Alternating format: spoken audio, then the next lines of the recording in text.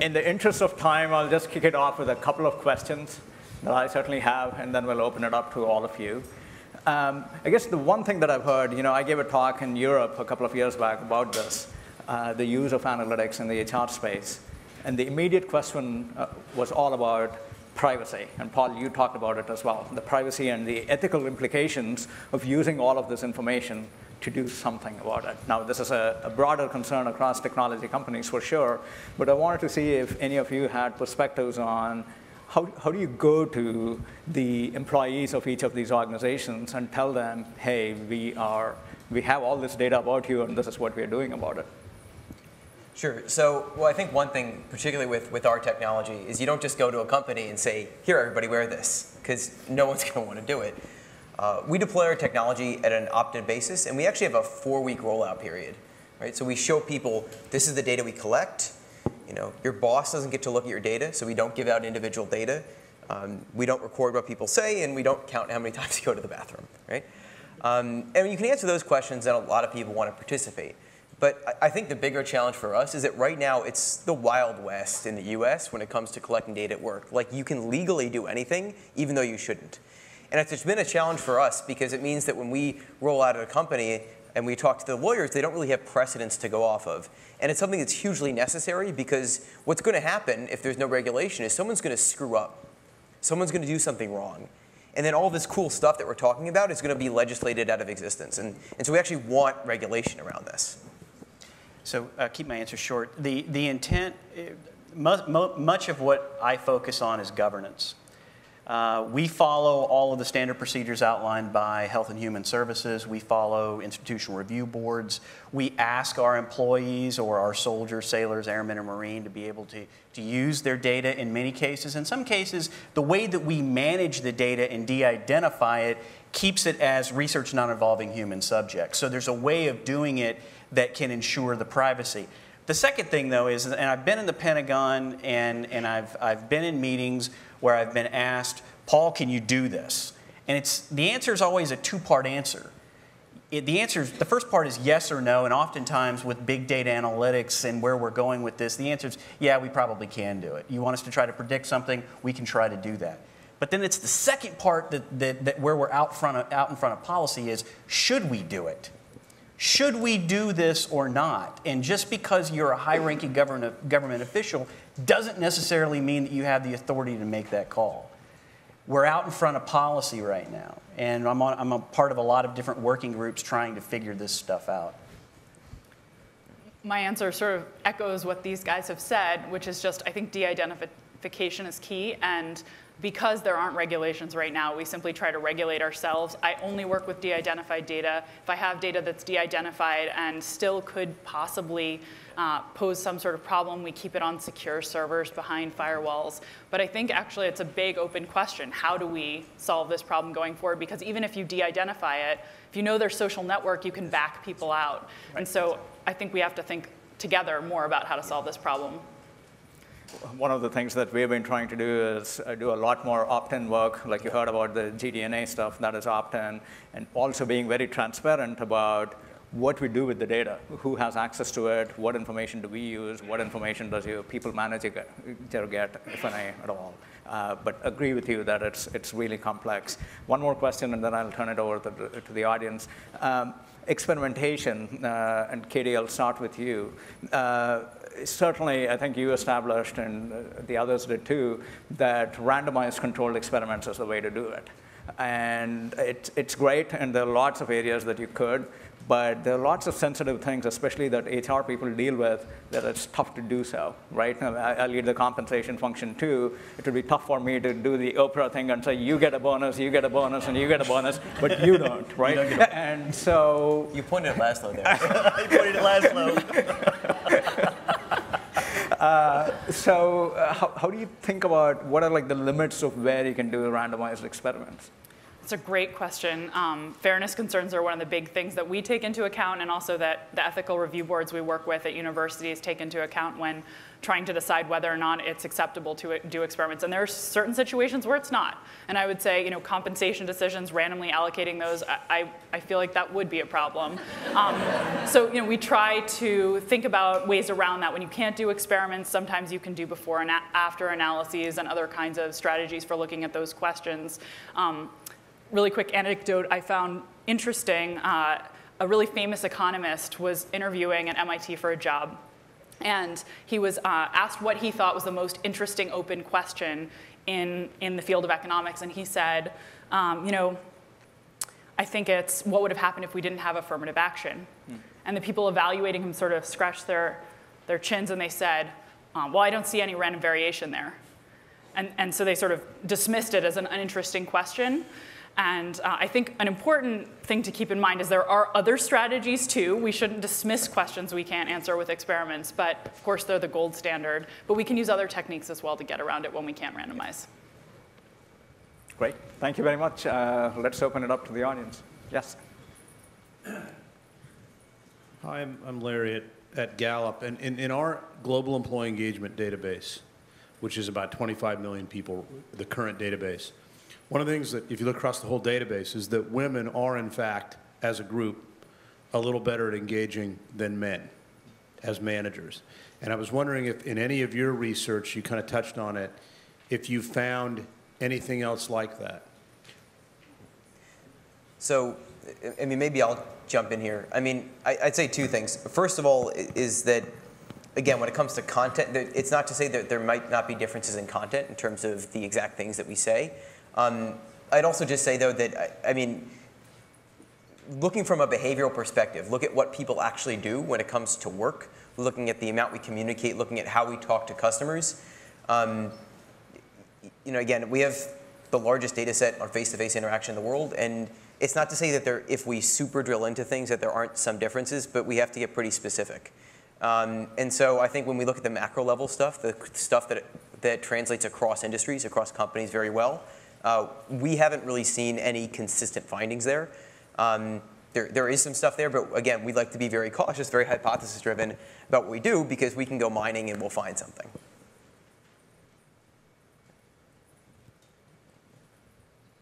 There's another question. Prasad, with the GDNA project, are you willing to talk about your participation rates, given that it's opt-in? But even more importantly, have you observed anything about those who don't opt in, and what biases are you able to see in that group?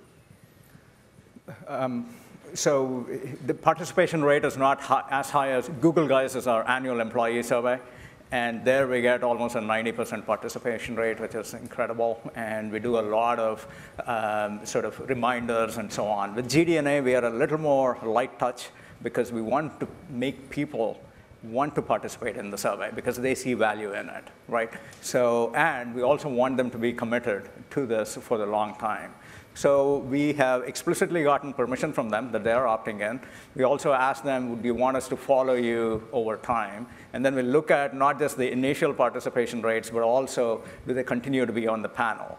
We are happy with what we are seeing. It's not super high. It's certainly not at like Google Guys response rates. And if we, that's why part of it is coming up with things like the scorecards so that they are able to see value. They are able to talk about it. We try to make the survey as fun as possible for them too. There's like if you want to know how to make surveys fun that people actually want to engage in, talk to Jennifer Krakowski. She has like a mind full of ideas. So we're trying all those kinds of softer touches rather than telling people that they actually have to, because it is opt-in, absolutely. So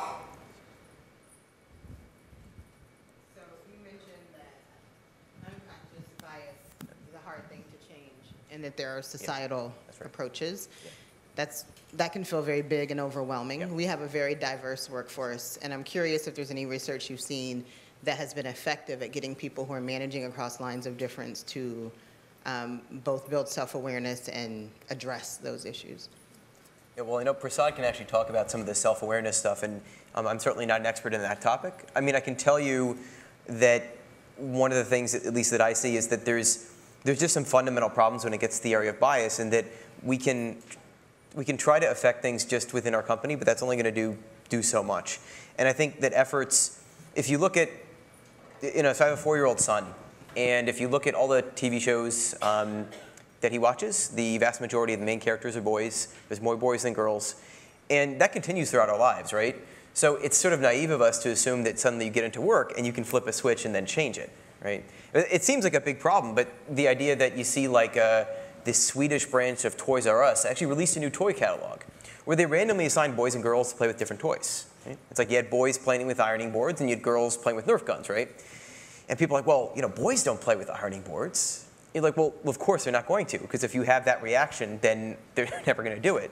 And I think the fact that when in public, when we have companies that today have the vast majority of executives are men, and it's always men making the public announcements, or always men being the face of a company, even though you have female executives, the onus is on companies to actually make those women more visible. And even though, and you have to do that knowing that it's not going to have an impact immediately.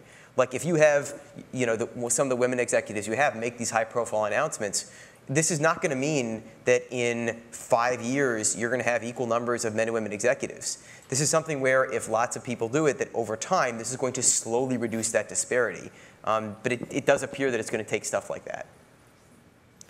On the unconscious bias front, over the last few years, we've been trying to think about how do we get the entire organization at Google engaged in our diversity efforts, right? Because we have a diversity team as part of people operations, and obviously at every organization our size, there's probably a similar team like that, and they do lots of initiatives and so on. And then we had our executive team, and we had regular conversations with them, and they also deeply care about these issues. But we said, how do we engage all 50,000 Googlers in this particular topic? And we decided that based on all the research that we had seen, that providing them some kind of education around unconscious bias was super important. So we developed an unconscious bias workshop. Brian Welly, who's sitting right behind you, was the architect of that. And we have now rolled it out to more than 25,000 Googlers. This is the single largest educational thing that we have done at Google of any single program, other than people getting their new hire orientation. And it's been received phenomenally well. We ask people to take the implicit association test, and that is their first realization of, oh, I thought I was rational, and I thought everyone at Google was very rational, and we are not subject to bias, and they change their minds immediately after they see their own scores. And then that gives them the permission to sort of like engage in this broader conversation. And what's been fascinating for us so far is how that keeps coming up in dialogue. They were just, we're going through our annual performance review cycle. And Brian just got an email from some of the executives saying, oh, we just talked about it during calibrations, right? Like, we know that this language is sinking in because we have exposed half the population to it, and they're all being very consciously aware as we go through things like hiring, we go through performance management, promotion decisions, all of that. So. Yes?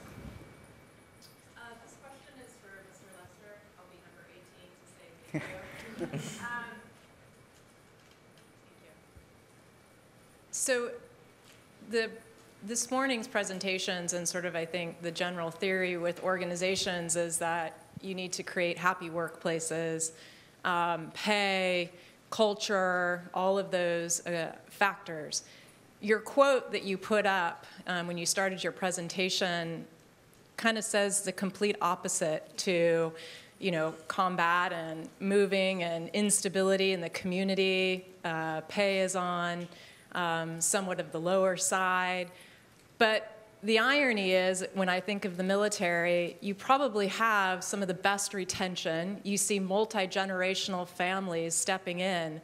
So I'm just curious from your perspective, and whether or not you guys have done any research, what are those key things that drive people into the military, knowing that there's so much risk, so much instability in terms of your community? Because I think organizations would have a lot to learn from that. Sure. So a big piece of it, in a nutshell, is purpose and meaning. One's ability to derive purpose and meaning in the mission. And if you look at what we do, it doesn't get much more important than that. Not to say that for-profit companies aren't doing amazing things. I mean, look, I'm not supposed to plug Google, but I use it 20 times a day. All right, it's changed my life. All right, most of those stats that I showed, I pulled down from Google. Okay, all right. So that said, it's about deriving purpose and meaning. And when we've looked at cases, so for example, in suicide cases, when we've looked at the data of those populations or people who have committed violent crimes or using drugs, and because we have such a large population in the Army, we can see these things. One of the things that pops the most is very low scores in purpose and meaning. Okay, so I think that that's a big piece of it. There has been a lot of research that's been done. I think that we've killed the myth of you go into the Army because you have no other option. That's just not true. There are some sociologists, though, who are doing work on what's being framed as the warrior class and multi-generational people. This is my family business. And for better or for worse, that's what it is. And it's all I've ever really known. And I'm going to transition here in a while, and I'm going to go on and do something else, just like everybody who wears the uniform. But there is this notion of passing it on from one generation to another. I have a 10-month-old son. Frankly, I hope he goes to Stanford and comes to work here. But if he wants to join the military, that's great, and that is a piece of it. My father tried to talk me out of it. And you'll find that in multi-generational military families, you see that because it's a massive sacrifice. Okay, it's a massive sacrifice that we undertake willingly. It's an all-volunteer force. So, we signed up for this. But, the short, that's it. So.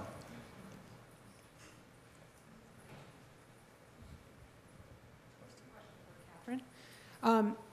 I'm interested in, have you done any experiments related to temptation bundling, but adding that with some sort of a gambling thing? So some of the studies about regular rewards, often animals trail off in terms of doing that action. But if they get kind of random rewards, they continue to go. So have you done anything with that in mind?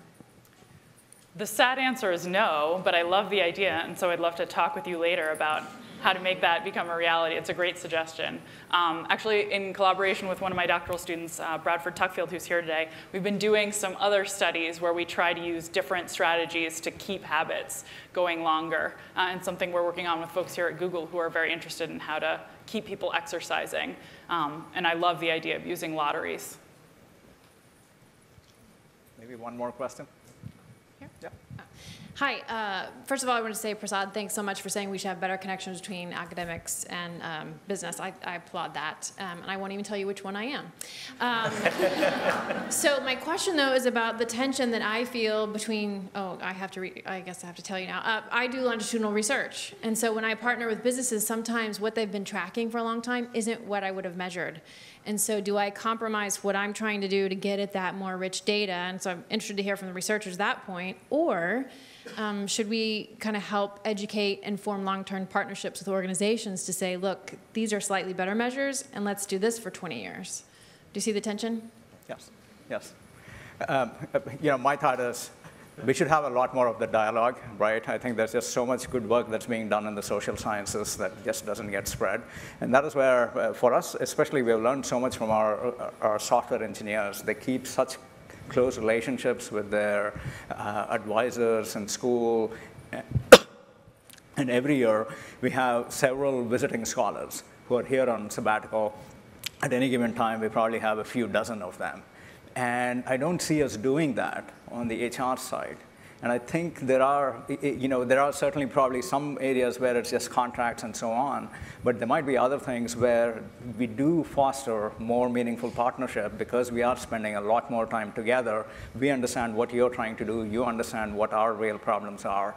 And for instance, Talia Bauer, who is in the audience today, she spent a summer with us one year, and it was fabulous for us to just get her experience and think about how academia works. So I think there are lots of those techniques, and we should absolutely talk about it. I'd love to jump in and just say, I doubt you remember this, Prasad, but a couple of years ago when I was visiting for a PyLab event, you asked me the question when I had talked about some of my research on nudges, how do we get people to make good decisions? You said, but when should we deploy these? When are people most likely to respond positively? Yeah. And that was such a great question, and it spurred the work I've been doing since on fresh starts, because I'd never thought about that. And so I think there's this real opportunity when we talk more to practitioners for them to ask questions that if we were busy up in the ivory tower with our nose in a book, we would never have thought to ask, that have really big implications for organizations. So I think the back and forth is great. Great. I can't think of a better note to end on. Please join me in thanking our wonderful panel.